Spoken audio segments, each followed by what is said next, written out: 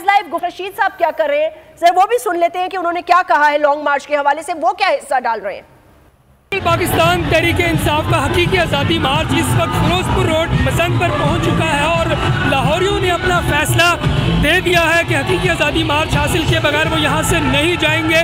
میرے ساتھ اس وقت موجود ہیں شیخ رشید صاحب، ان سے بات کرتے ہیں۔ شیخ صاحب، لاہوریوں نے اپنا فیصلہ دے دیا، کیا کہیں گے اس پہ آپ؟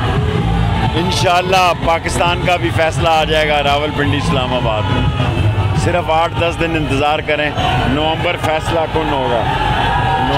شیخ صاحب، انہوں نے شاہ صلاح اللہ نے کہا ہے کہ جو ہی لانگ مارچ انٹر ہوگا ان کے لیے جو آنسو گیس اور یہ تمام چیزیں جو ہیں وہ رکھی گئی ہیں، کیا کہیں گے اس پہ؟